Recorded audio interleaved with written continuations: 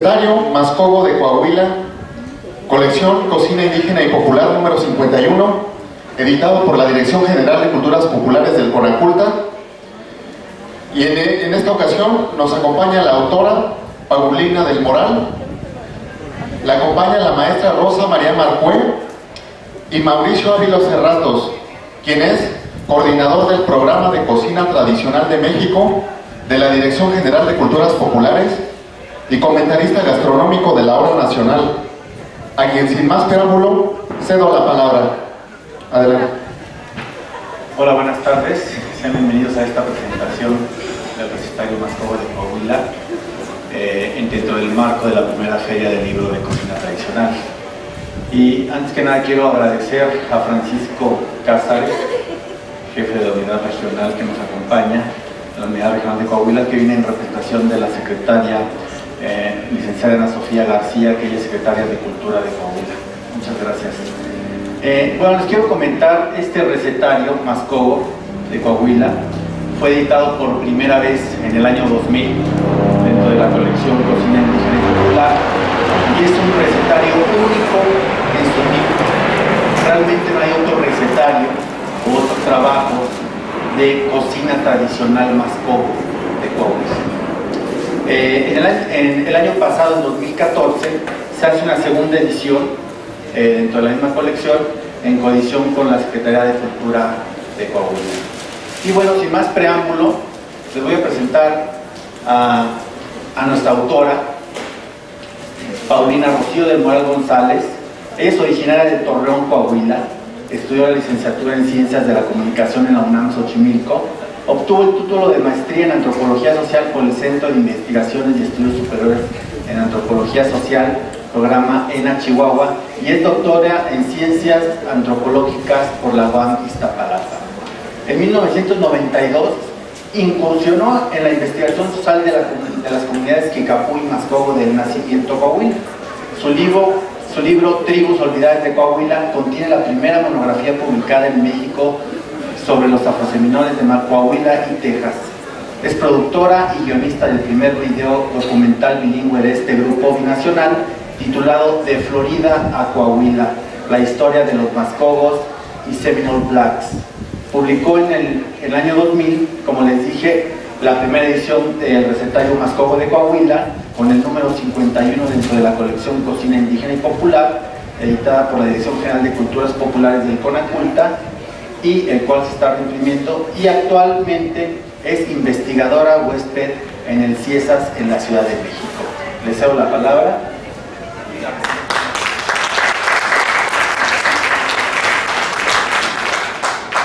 Buenas tardes, gracias por acompañarnos.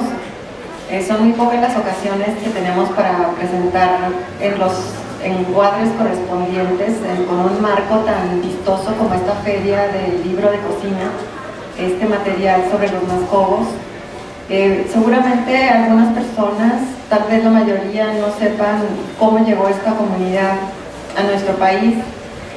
Para ello traje una presentación que no sé si alcancen a mirar desde sus lugares hacia la televisión. Me tengo que bajar.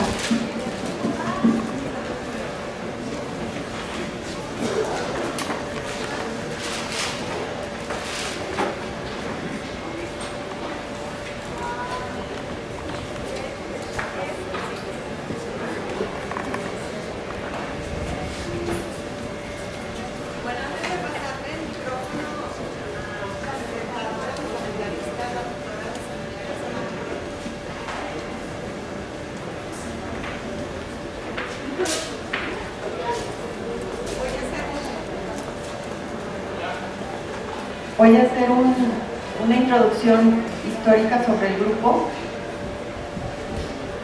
La que sigue, por favor. La que sigue. Este es el municipio de Musquis, en el norte de Coahuila, y estos dos círculos indican las comunidades del nacimiento de los Mascogos y Cuarterones y Morelos, que es un ejido que otorgó el presidente Lázaro Cárdenas para los Mascogos casados con mexicanos. La que sigue, por favor. Los mascogos forman parte de una afrodiáspora de Florida en el siglo fines del 18, principios del 19, que tienen localidades en las Islas Bahamas, en la isla Andros, allá les llaman Black Indian. También hay una comunidad en una ciudad fundada por Juan Caballo, en Wewoka, Oklahoma, donde se les llama Freedmen o Seminole Maroons, que significa cimarrones, seminoles. Y tenemos la comunidad del área del sur de Texas, principalmente en Brackettville, donde se les llama descendientes de los Seminole Negro Scouts, de Negro Indian Scouts. Y entonces tenemos aquí este acercamiento para ver dónde hubo asentamientos de los mascogos, aquí en una majada de ganado. Ellos se dedicaron y se dedican todavía a la ganadería. Entonces aquí en Guadalupe es un asentamiento poco conocido porque ya no está habitado. INEGI lo reporta como con 0 habitantes, pero ahí están las casitas ya destruyéndose porque pues la institución encargada de su preservación no ha ido ahí a hacer un trabajo de recuperación. Y tenemos aquí el río Sabina, está muy cerca de la tribu Kickapoo, que también se llama El Nacimiento, la localidad. Luego tenemos los negros mascogos, que es este puntito, El Nacimiento. Y luego, al otro lado del río, está el ejido Cuarterones y Morenos. La que sigue, por favor. La que sigue. Bueno, esto es como lucían los antepasados de los mascogos hacia 1825. Ellos, como habían trabajado asociados a los colonos angloamericanos, pues sabían los idiomas, y luego con el Imperio Español, cuando la Florida era española, sabían idiomas inglés, español, y por eso podían fungir como intérpretes entre los seminoles y las autoridades colonizadoras. Aquí tenemos un grabado del líder histórico de los mascogos, Juan Caballo, y del líder de los seminoles, de los amerindios, que venían acompañándolos, Gato del Monte. La que sigue, por favor. En este documento del Archivo Histórico de Coahuila se refiere a la migración en donde venían los 3 grupos. La migración de ese año no quiere decir que no haya habido antes otras migraciones, pero la de ese año es importante porque es cuando llegaron los 3 grupos, solicitan asilo al gobierno de Coahuila. Los 3 grupos son Kickapoo, seminoles y mascogos, y el gobierno de Coahuila, como deseaban combatir a las tribus comanches y apaches que tenían en jaque a los colonos mexicanos, los contratan como tropas por la frontera. Y aquí vemos en esta parte que se habla del moreno John Horse, jefe de los negros libres. Ojo con negros libres porque vemos población de origen africano y luego la asociamos con esclavos si vienen de Estados Unidos. Y hay que indicar que también había comunidades libres y otras con estatus mixto. Entonces, son negros libres que vienen con ellos.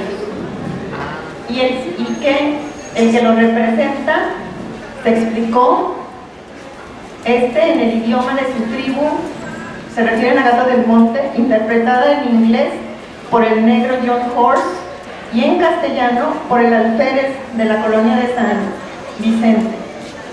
Estamos hablando ya del norte de Coahuila en 1850.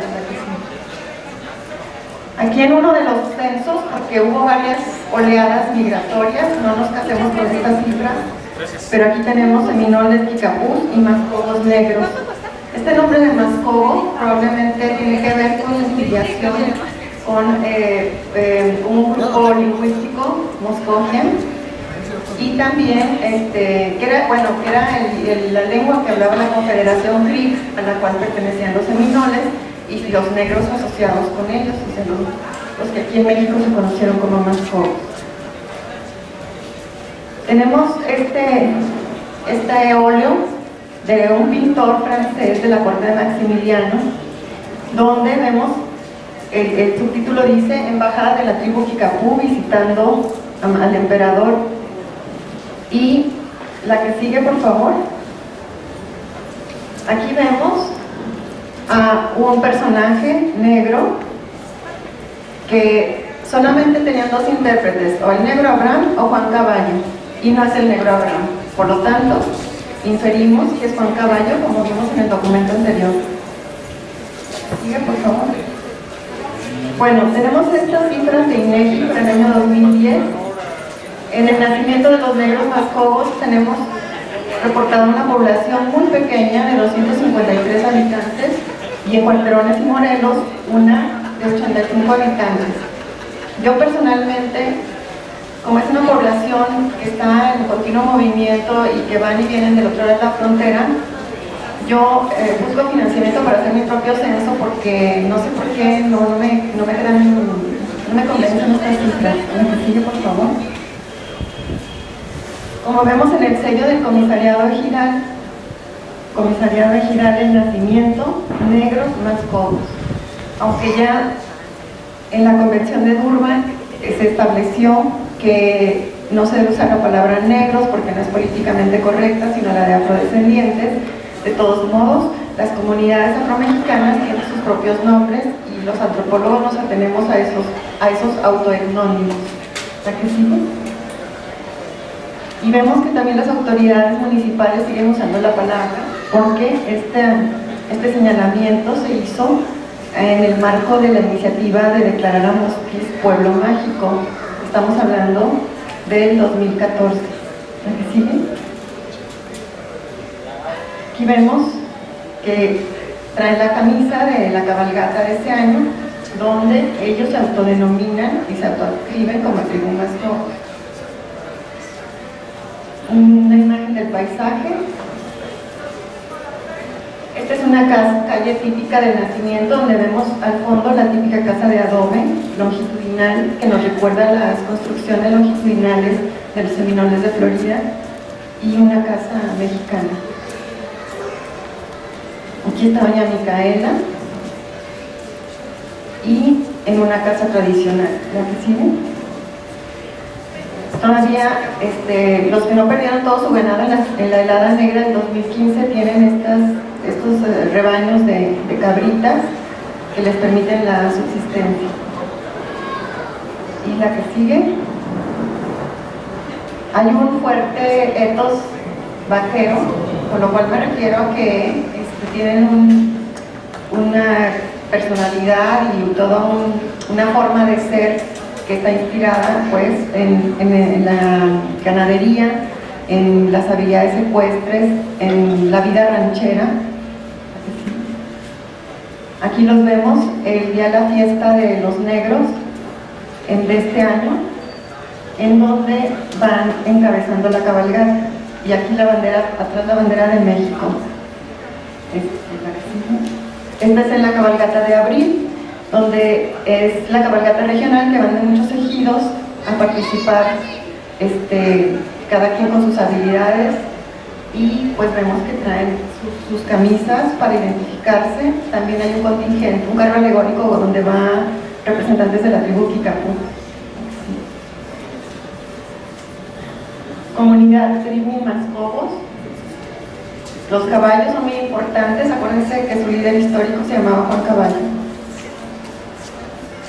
Este es el carro alegórico del otro grupo, de los descendientes, Cuarterones y Morelos. Aunque las castas se abolieron por la independencia de México, quedaron oficialmente abolidas y ya no se registraron en los registros de nacimiento. De todas maneras, la categoría Cuarterones sigue viva en Coahuila. Este es un carro alegórico del grupo de Brackettville, Texas, cuando celebran el Juneteenth, que conmemora la abolición de la esclavitud en Texas, no porque ellos hayan sido esclavos, sino por solidaridad con sus hermanos de raza. Y en México, en Coahuila, tenemos una fiesta al mismo día, que se hace por los mascogos, y es la fiesta de los negros, así se llama acá. Este es un contingente que desfiló en 2002, recordando a los antepasados que eran guardafronteras del lado de Texas, porque sirvieron en ambos lados de la frontera. Este es el contingente real de la historia. ¿Sí? Bueno, vamos a entrar en materia propiamente para dar preámbulo a la presentación del recetario Mascobo de Coahuila. Entonces, hay unos elementos que yo quisiera destacar, que son el uso del mortero de madera, que lo usan tanto en la época contemporánea, grupos africanos de distintos países de África Occidental. También lo usan tribus amerindias. Los aceros, que son unos como calderos de hierro vaciado de 3 patitas, que son muy apreciados y se pasan de las abuelas a las hijas. La estufa de piso, esta era un cuadro de madera, como se cocinaba antes de la época, perdón.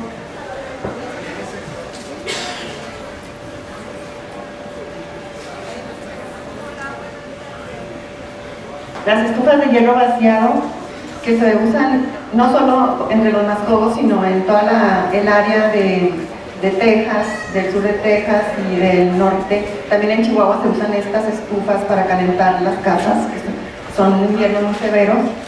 Y algunas prácticas asociadas, como la forma de secar los alimentos, la cocina de monte, que es esa que practican los vaqueros cuando están fuera de sus casas, que no se hace adentro de una cocina, pero se guisa en el monte. Y las prácticas de herbolaria, cuando la gente se enferma, pues tiene una utilización práctica de las hierbas que vienen de su tradición. Pero en el caso de los mascogos también vemos una influencia del área mestiza de la región carbonífera con la que han interactuado, con quien han establecido matrimonios, y entonces pues también se han incorporado a nuestra. Este es el mortero. Actualmente en la comunidad tenemos 5 morteros. Cuando yo fui en el 92 solo había uno, pero hubo una revitalización que se empezaron a vestir de negritas como las antepasadas, con unos vestidos largos que probablemente por ahí traigo una foto, no me acuerdo. Y se empezaron a fabricar los morteros de estos de madera. Este es el maíz molido que se hace para el sol. Ahora cada uno de esos. También los hombres ayudan. Bueno, hacen mucho trabajo, cortan la leña, la cargan, hacen la matanza de los animales, que es muy pesado. Y también aquí en este caso están baleando el maíz molido para quitarle las cascarillas. Aquí están baleando chile piquín, que es muy tradicional de Coahuila. De hecho, lo encontramos en muchas partes del norte de México. La que sigue.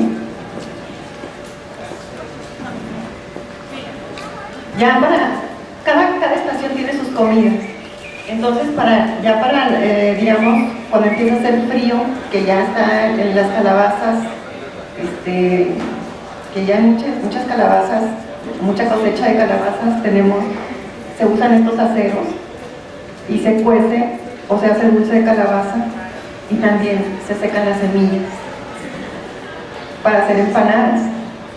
Pero no crean que las empanadas se hacen en un horno. Podría ser.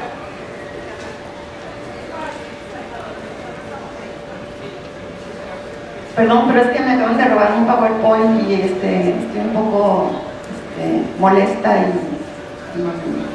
a la defensiva.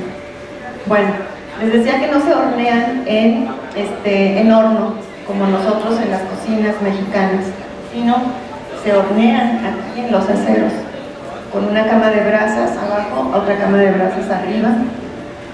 ¿La que sigue? Aquí vemos, con la masa que sobra, se hacen unos cuadritos que son los panecillos.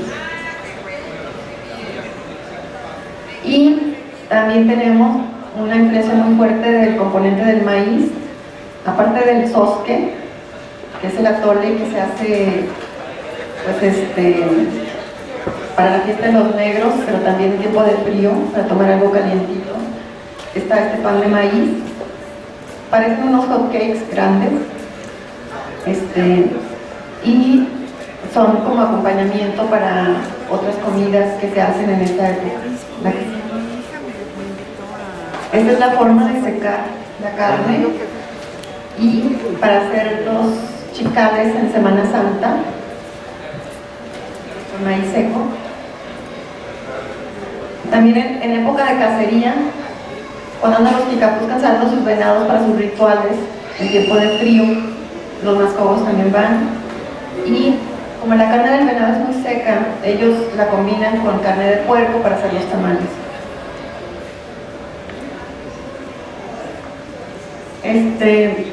Son muy frecuentes las reuniones al aire libre, alrededor del fuego, en la época de invierno, para socializar. Vienen los parientes de visita para la víspera de Navidad, de Año Nuevo, y entonces pues, se hacen estas parrilladas y afuera puede estar haciendo una temperatura de 0 grados, o sea, usted está sentado alrededor del fuego, tiene acá la espalda a 1 grado y acá muchos grados de calor.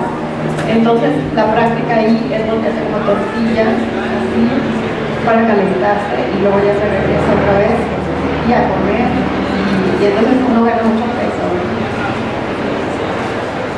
Bueno, este es un ejemplo de un tipo de comida de monte, la fritada de chiva. A veces las chivas las ataca el coyote, se tuercen una patita, hay que sacrificarlas y pues esa carne se aprovecha.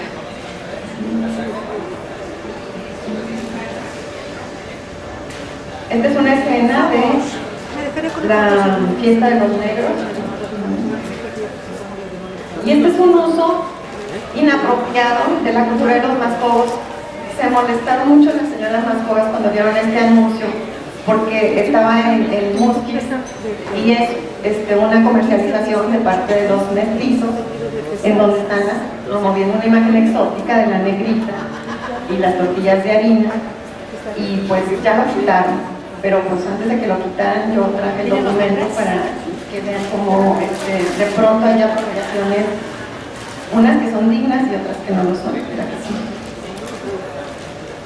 Bueno, solo como colofón, decirles que tenemos esta producción en video, fue el primer video documental que se hizo sobre la comunidad de Texas y de Coahuila en el 97. La portada del libro, que se agotó muy rápido, un año que salió, se agotó, no se agotó de editar. Y aquí tenemos aquí el personaje que ya vieron antes, Juan Caballo. En la guía turística de Coahuila hay una sección que explica a las 3 comunidades, y en este libro de texto, que salió en el 99, también viene una sección sobre los mascotas.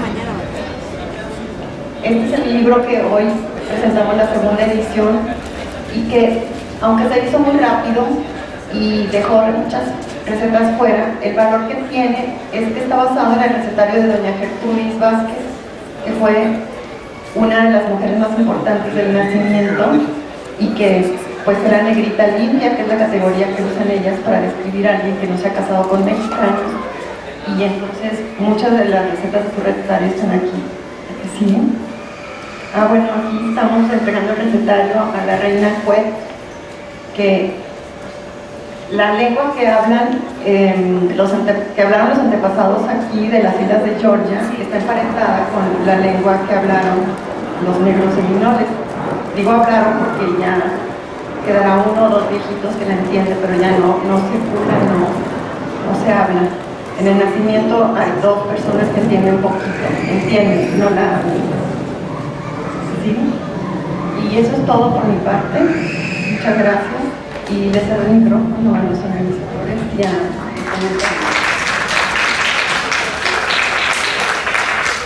Muchas gracias, Paulina. Le cedo la palabra a Rosa María Garza Marcuet. Ella es doctora en antropología por la Escuela Nacional de Antropología e Historia, investigadora titular C en la Dirección de Estudios de Antropología Social del INA. Ha participado en proyectos coordinados por la doctora María Elisa Velázquez Gutiérrez.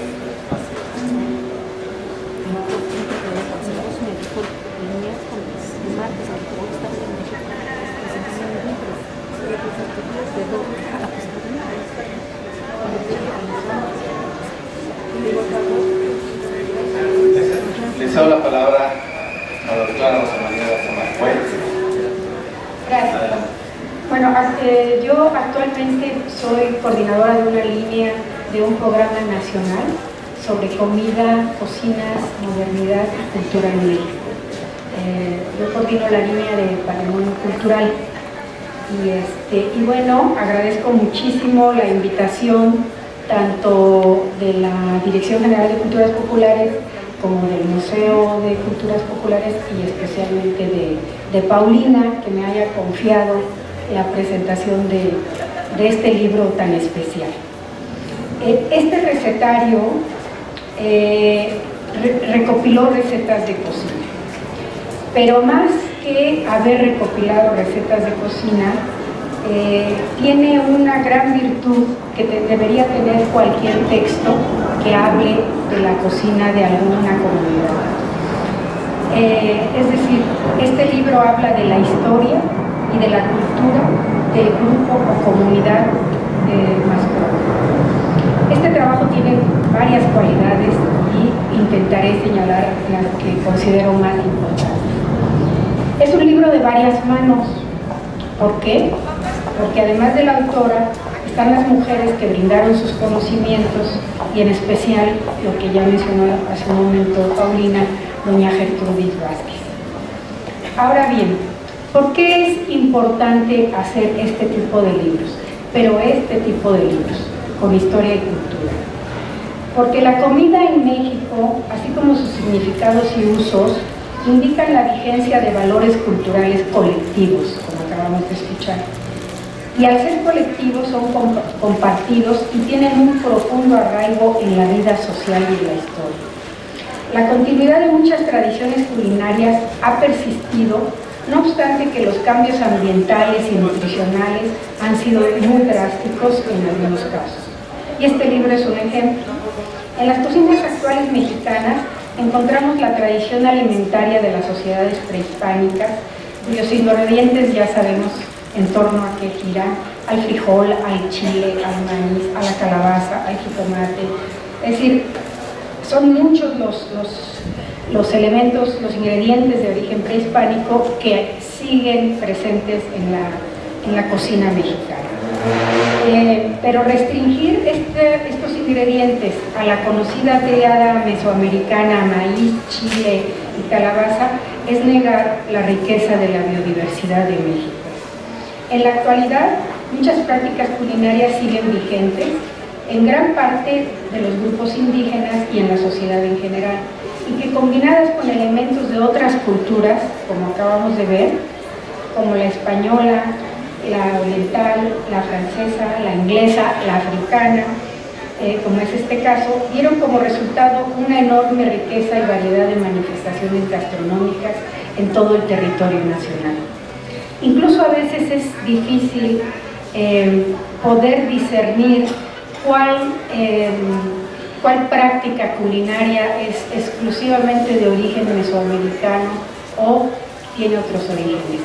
Y quiero señalar lo que acaba de decir Paulina en el sentido de este uso de los casos con brasas abajo y brasas arriba, que dentro de la tradición mesoamericana y que se usa actualmente se llama también tapasque, y es poner brasas abajo y brasas arriba.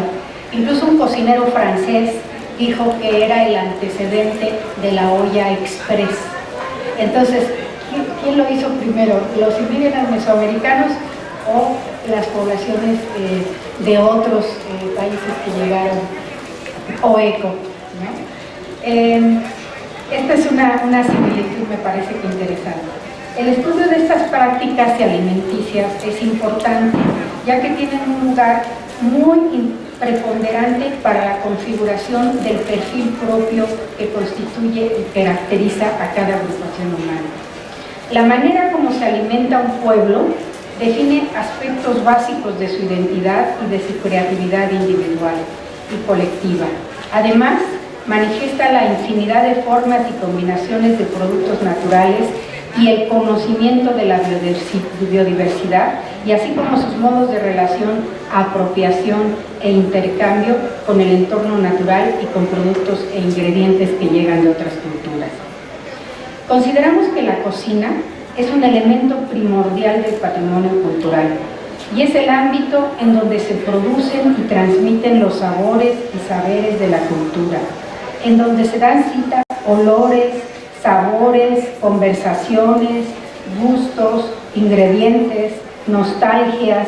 Es un espacio íntimo y colectivo de una actividad primordial, sencilla o refinada, pero siempre necesaria. Bien dice Andrés Enestrosa que la cultura comienza con la cocina. Es, por tanto, un espacio en donde se tejen y se ensanchan relaciones sociales y comunitarias. Es una labor de mujeres, pero no excluye a los hombres, y también lo acabamos de escuchar en boca de Paulina. Y también otra característica interesante que Paulina señaló ahorita es esta organización comunitaria del trabajo para la comida en la fiesta. Esto también es una tradición mesoamericana, la organización del trabajo comunitario. O sea, los hombres, como ella decía, cortan la madera, las mujeres, no sé, pelan, pican, los niños barren, van por mandados. Es un trabajo colectivo. Y algunos, bueno, un señor que me hizo el gran favor de darme la receta de pan de muerto dice que es un trabajo que es cariño, que ni se siente. Es, por tanto, como les decía, un espacio en donde se tejen relaciones sociales y se transmite de generación en generación, tal como lo acabamos de ver también. Es la sazón de la matria, como diría un historiador fallecido que se llamó Luis González. Es la cultura que nos entra por la boca y que da contenido y memoria a los otros sentidos. Siguiendo estas reflexiones, quiero hablar un poquito sobre la importancia de los recetarios, ya en concreto. Los recetarios forman parte de la historia de la gastronomía nacional. Es decir, estos recetarios, siguiendo a Sidney Mintz, al cual también cita Paulina en su libro, tienen sus propias historias. Los recetarios tienen sus propias historias, que al pasar de simples comidas a la categoría de textos sobre cocina, se convierten ya en gastronomía. Esta podría ser el libro de la gastronomía masculina. Javier Hernández, un colega español que trabaja la comida y el patrimonio cultural, dice que la gastronomía, considera que este término de gastronomía no ha existido siempre y que esta denominación se crea o toma sentido cuando la alimentación es patrimonializada, o sea, es apropiada por la comunidad. Hace un rato también Paulina nos comentaba del uso del mortero, y bueno, yo no lo vi, pero lo vi aquí en la foto de acá, y es un mortero distinto al que conocemos de la zona maya, ¿verdad? Es un mortero de origen africano, y ella dice que ha habido una revaloración de este instrumento de cocina, y yo diría una apropiación social de su propio patrimonio. Es decir, y qué bueno que las comunidades están haciendo eso. Esta reflexión que hace Javier Hernández indica que en el camino de creación del término gastronomía, la importancia de los recetarios impresos es evidente. De acuerdo a todo esto, es muy relevante el esfuerzo editorial que la Dirección General de Culturas Populares ha hecho para editar esta colección de cocina indígena y cultural. Y en ese sentido, también es muy importante que estemos llegando a la segunda edición de este recetario. Eso me parece también muy relevante porque pues quiere decir que se ha comprado, que se ha usado, que se ha visto, y es muy interesante.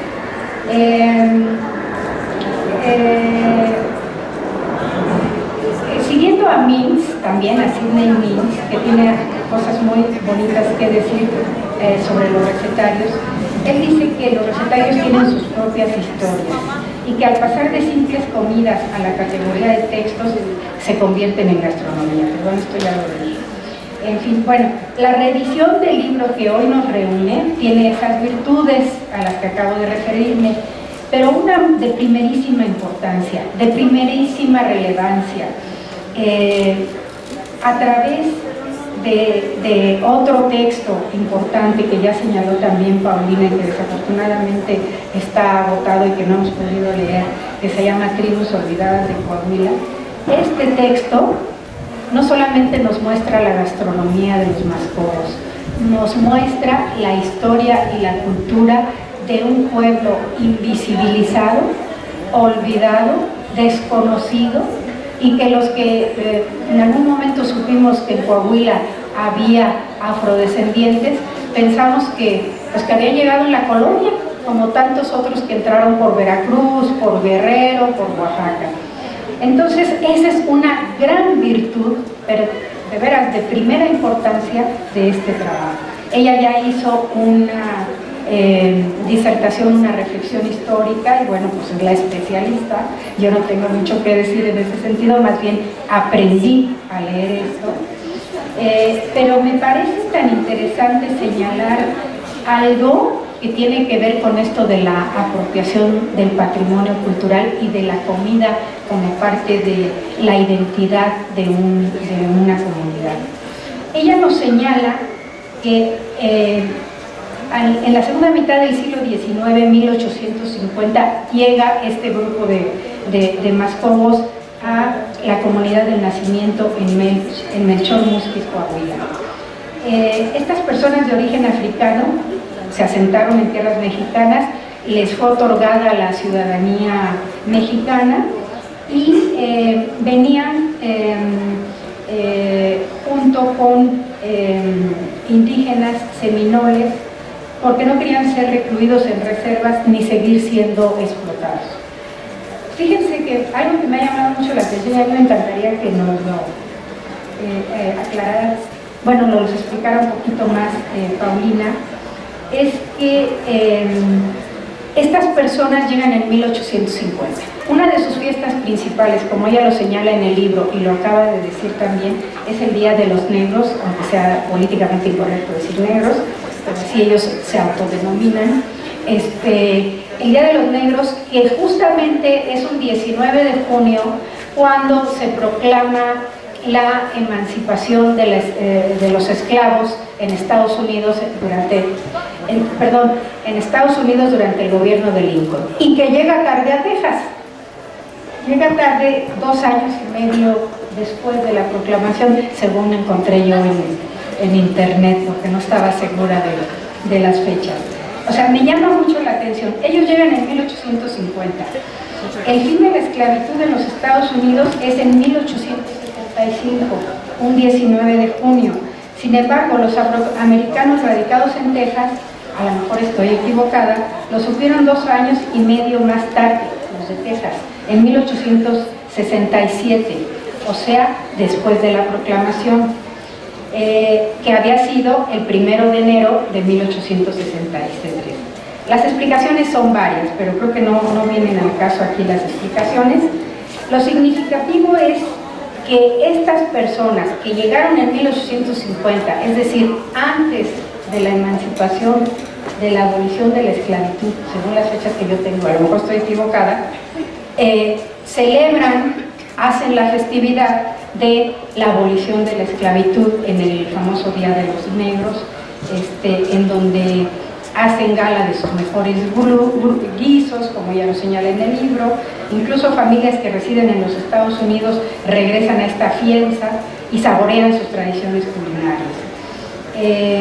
Se recrea la negritud como un homenaje a sus raíces, y es una fiesta engalanada con cabalgata y baile ranchero. Ya hablamos del uso del mortero en la cocina, y también ella señala algunas aportaciones y raíces gastronómicas de los Mascobos. La primera que ella señala es que la experiencia de su ambiente africano originario se combina, tal como es la cultura, con otras influencias importantes que tuvieron cuando estuvieron viviendo en Estados Unidos, con culturas de origen inglés, españoles y con nativos seminoles.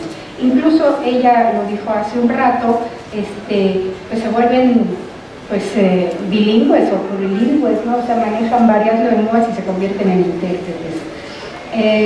Otro de las cuestiones importantes es que estos contactos les permitieron aprender no solo la lengua, sino también la tecnología, que a lo largo determinó que practicaran también una agricultura más desarrollada y que incorporaran conocimientos europeos. Algunos de sus, digamos, guisos importantes, de sus comidas importantes son, lo señala en el libro, el pan de camote, el atole o tolie, y ella lo señala como atole de maíz con canela, el chorezo, no sé si sería chorezo o chorizo, y el menudo y el pozole, que son ejemplos muy emblemáticos de la adaptación de los mascobos a las costumbres culinarias mexicanas.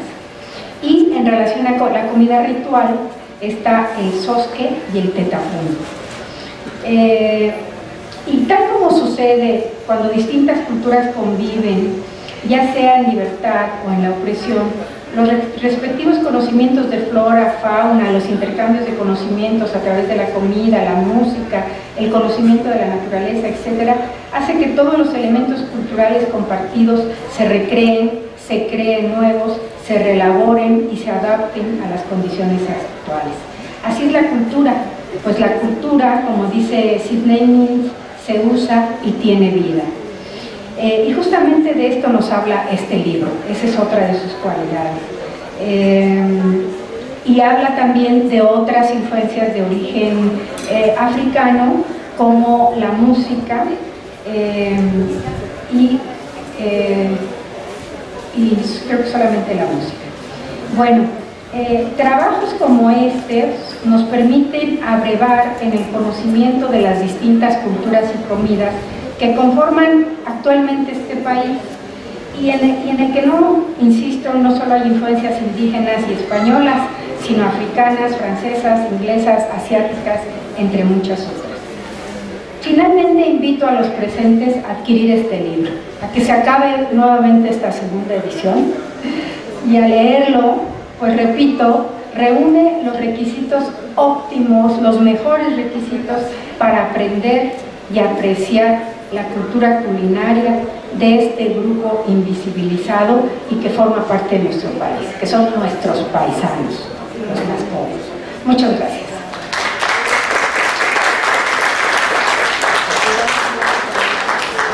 Le doy gracias a la doctora Rosa María Garza Marcué, que forma parte del Comité Técnico de la Comisión Nacional del Patrimonio Cultural Inmaterial de México, así como de la Red Latinoamericana de Antropología Jurídica, entre otras posiciones, por sus generosos comentarios y por darnos esta panorámica no solo en torno a la cocina norteña, sino más en relación a la cocina nacional y a la influencia mesoamericana, que como sabemos alcanza el norte también.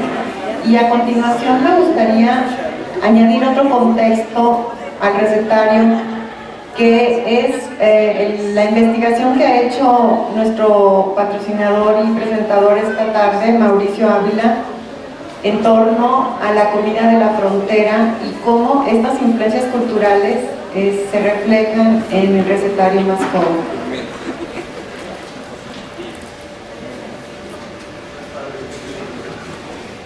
Perdón, antes de continuar, debo agregar una disculpa porque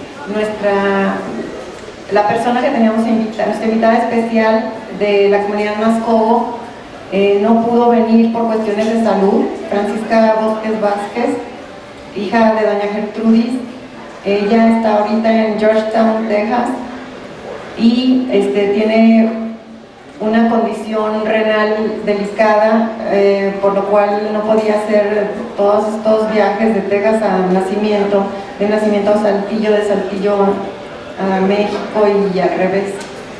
Entonces, pues lamentablemente no pudo acompañarnos, pero bueno, tenemos el espíritu de doña Gertrudis aquí en el recetario y bueno, ahora te paso la palabra. Muchas gracias. Cabe señalar que Panchis es una de las buenas cocineras Mascobo que hay. en el nacimiento. Bueno, aquí hay algo importante que quiero señalar. A lo mejor ahorita que escucharon toda la historia de cómo llegaron los Mascobo a México, tal vez se piense que esta es una comida extranjera que llegó a México. Para empezar, ya tienen 150 años aquí en México, pero creo que hay algo que es importante recordar, que en un principio México, sobre todo en la época virreinal, era mucho más grande de lo que es hoy.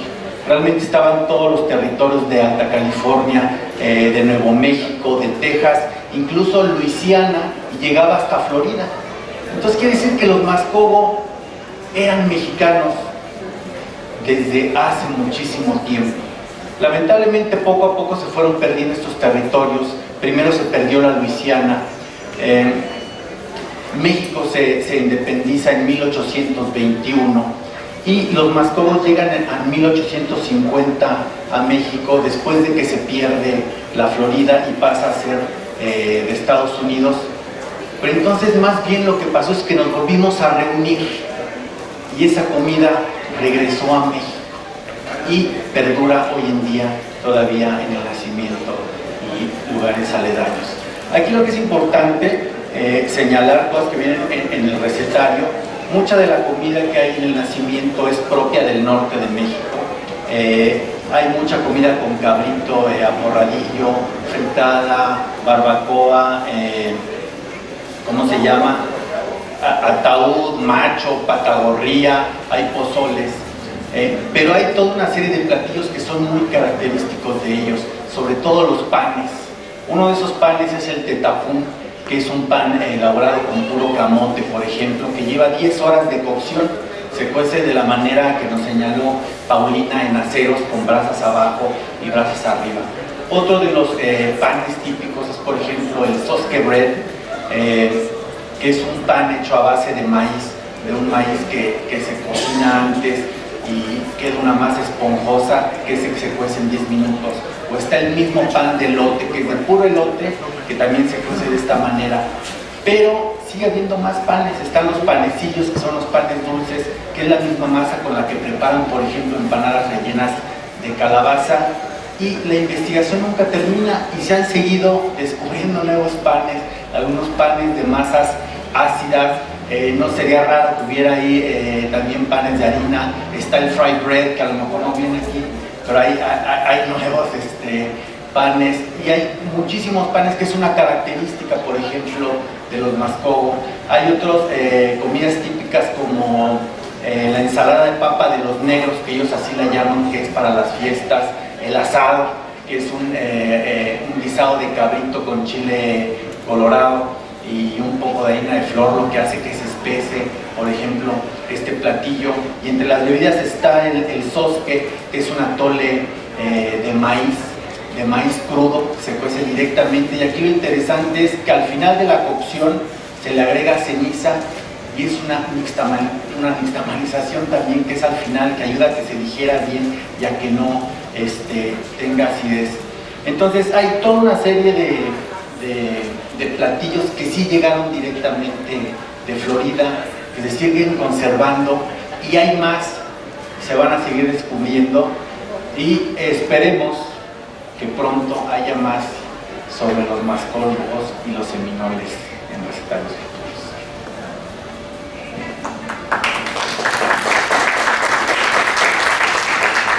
Muchas gracias, Mauricio. Bueno, quisiéramos abrir ahora una ronda de preguntas para que puedan expresar sus comentarios, sus dudas, sus impresiones de esta tarde.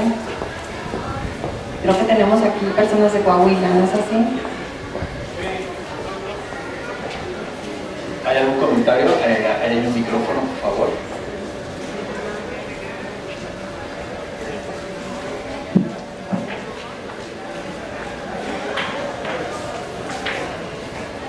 ¿Hay alguna pregunta, algo que quieran preguntar, alguna anécdota sobre la comida? No sé. Bueno, mientras piensan... Adelante. Okay. Le pasan el micrófono. una pregunta que se me hace interesante hacerla. Hace unos días yo hice la presentación aquí de la tribu Kicapú, que son vecinos de los Mascogos, en la misma zona de Coahuila, están a unos 4 kilómetros de distancia. Conviven perfectamente dos culturas tan dispares como pueden ser la cultura Kicapú y la cultura Mascogo. ¿Hay alguna integración de la gastronomía de unos y otros? ¿O cada uno defiende propiamente su tipo de comida? Porque unos tienen el carácter apache y los otros tienen un carácter un poquito más de la zona este de los Estados Unidos. ¿Existe algo así? ¿Cuál es tu nombre? Guillermo Amaro, servidor. ¿Y cuánto tiempo hiciste de campo con los Kicapú? No, yo no estuve de campo, yo conduje la ceremonia de la presentación. ¿De cuál?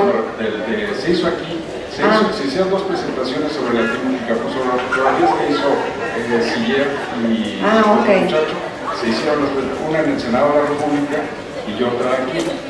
Y ahorita que están hablando de esto y después de lo que se habló ese día acerca de la cultura Kicapú, se me hace interesante. ¿Existe alguna correlación entre la gastronomía de ambos? Qué bueno que aclaras que no eres investigador, porque acabas de hacer algunas imprecisiones. Los Kicapú no tienen nada que ver con los apaches. Los Kicapús vienen de la frontera con Canadá, en la región de los Grandes Lagos. Perdón por la imagen nada más, con estos penachos de plumas y tanto nada. Sí, son préstamos culturales.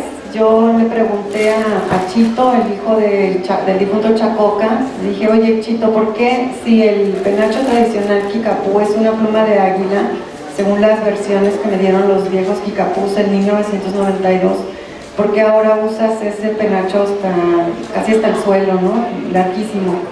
Entonces me dijo, bueno, cada pluma es un jefe y de ese modo yo estoy rindiendo homenaje a los antepasados. Entonces la cultura es dinámica, no es cerrada. Cada generación va haciendo sus descartes y va haciendo sus reformulaciones y a veces reinterpretaciones. Y también en aquellos años del 92 que estuve presente en un ritual, estaba un danzante como vestido de pájaro y era un traje, me parece que comanche, que era como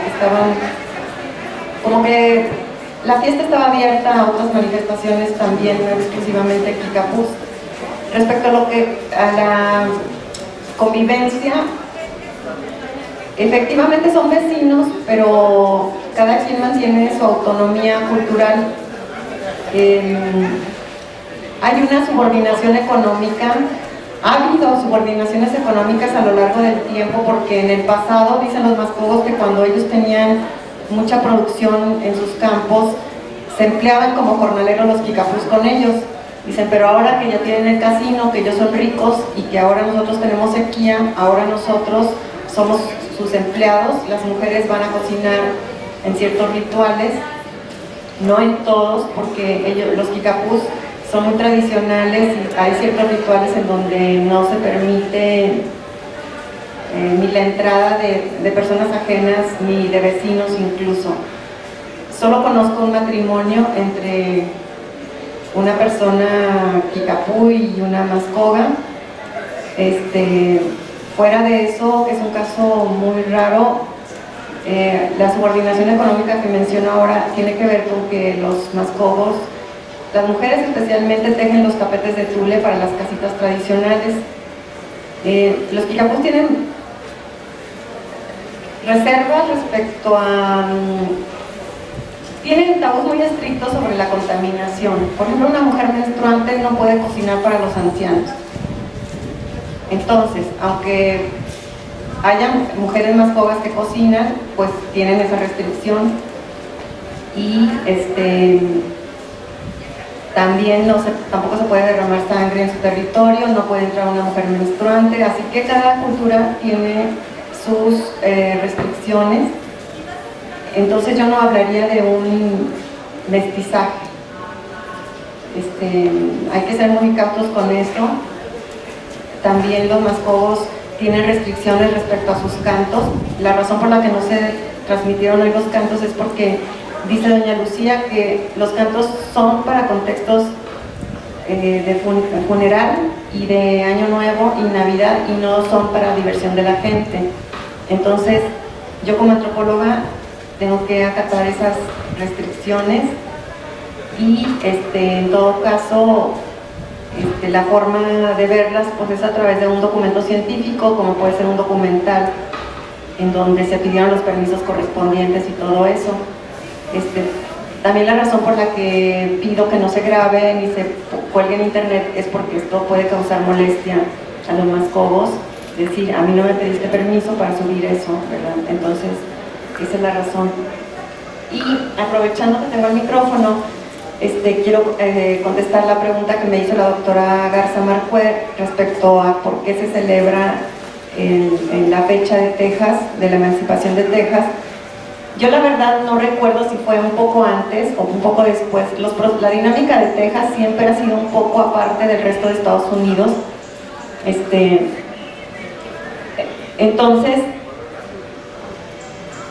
los mascogos no es que se asentaran en el nacimiento en 1850, sino que llegaron al norte de Coahuila y estuvieron en un punto llamado, bueno, primero en el punto del Remolino, después fueron reubicados en el Moral, al norte de Coahuila, cerca de Piedras Negras, y después estuvieron en el nacimiento, pero hubo unos problemas con los dueños de esas tierras y había traficantes de esclavos tejanos que cruzaban la frontera para robarse negros que habían huido de las plantaciones de Texas, negros esclavos huidos de plantaciones de Texas diferentes a los mascogos, y pues de paso veían mascogos y también se los querían llevar.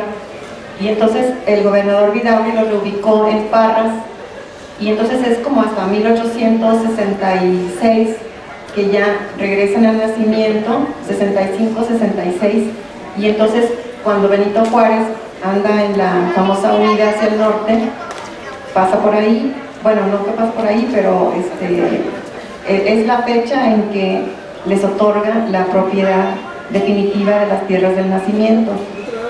Entonces, de esa fecha coincide con la guerra civil en Estados Unidos, y cuando concluye la guerra civil en 1870 ya se permite la contratación de regimientos de color en las milicias estadounidenses, y es cuando contratan a un grupo de mascogos del nacimiento para ir a servir al fuerte Clark en Brackettville. Estando allá, pues con un entorno de la cultura norteamericana, les toca vivir esa declaratoria, y entonces se celebra esa fiesta. Ignoro cuánta población del nacimiento estaba allá en ese momento y cuánta estaba acá. El caso es que hay movimiento, hay trasiego entre ambas localidades, y eso explica por qué adoptaron esa fiesta. La fiesta no tiene nada que ver con su llegada en 1850.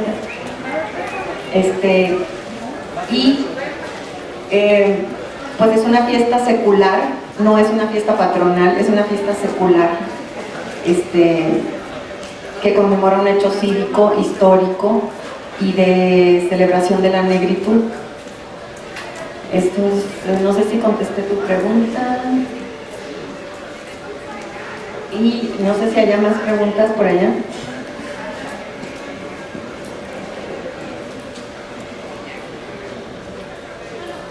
Pues que los invito a que experimenten las recetas del recetario, especialmente con el camote, que es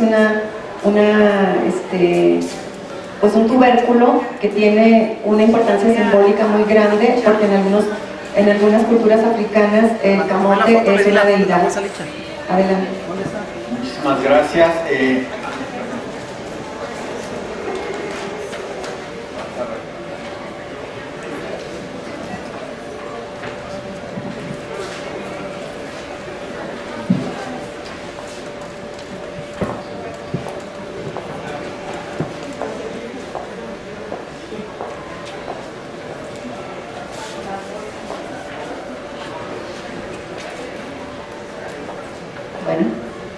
Buenas tardes.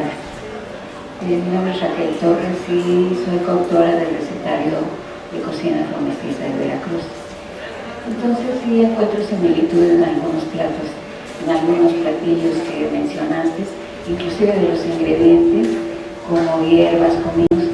ejemplo, nosotros tenemos empanadas de calabaza, pero también de yuca, malanga y camote.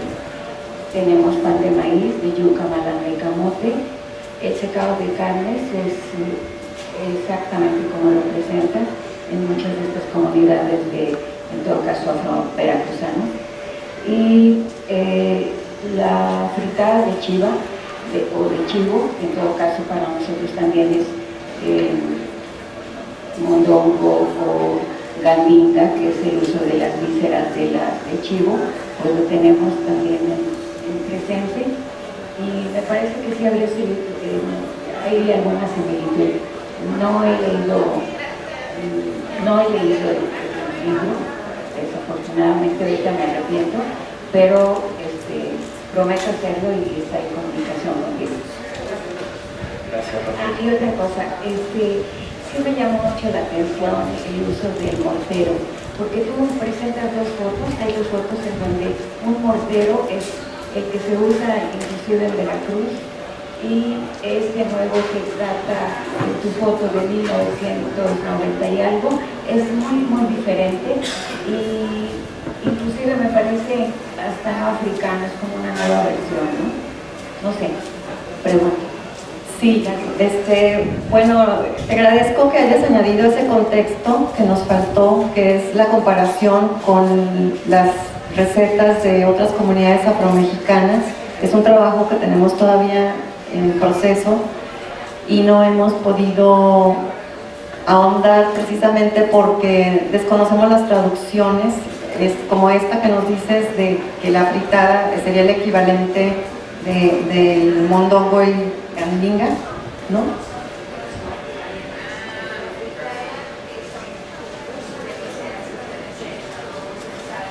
En adobos. Ajá.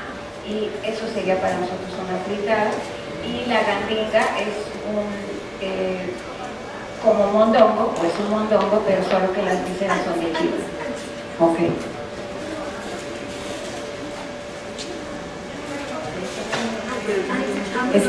Y el mortero de 1992, a ver, no me acuerdo, no, porque no me acuerdo, decía 1992, bueno,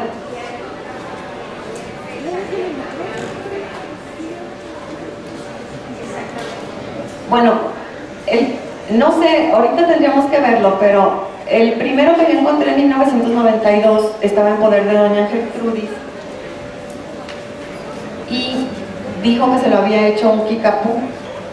El mortero se fabrica poniendo fuego en el tronco y sacándole el corazón. Y los nuevos que se han hecho, ahora los hace un señor mestizo de Musquis, que me dijeron que los vendía junto al río y que se los compran a él, con excepción de la familia de Nereida, que se lo hizo su esposo. Pero entonces me haces notar una cosa importante, que es rastrear el origen de cada mortero para ver quién lo hizo.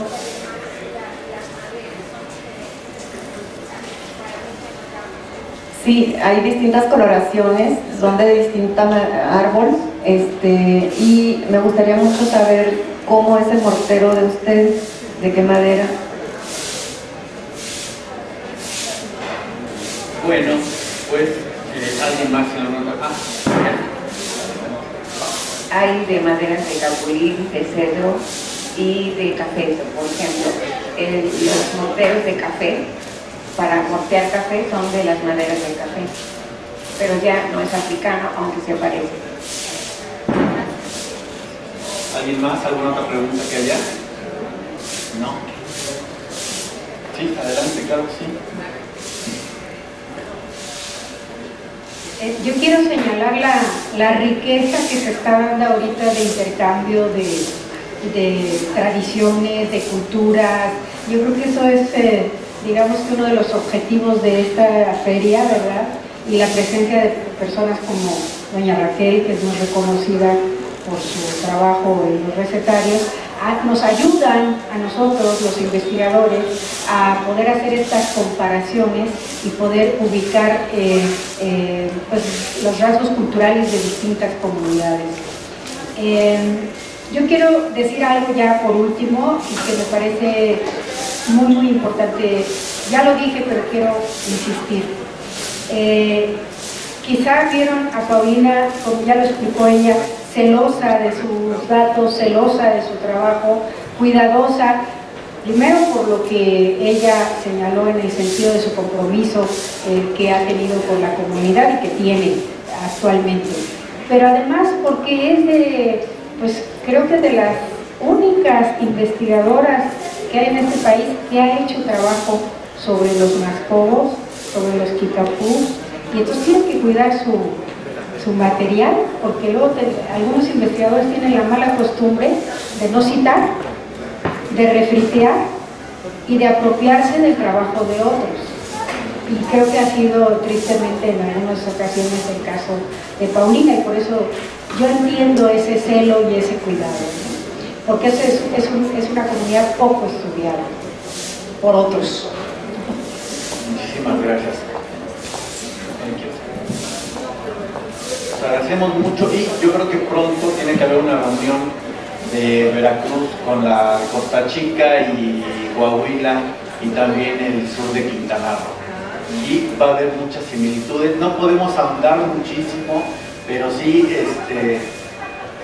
hay que reunirnos. Y les agradecemos mucho que hayan acompañado en esta presentación. Consejo Nacional para la Cultura y las Artes.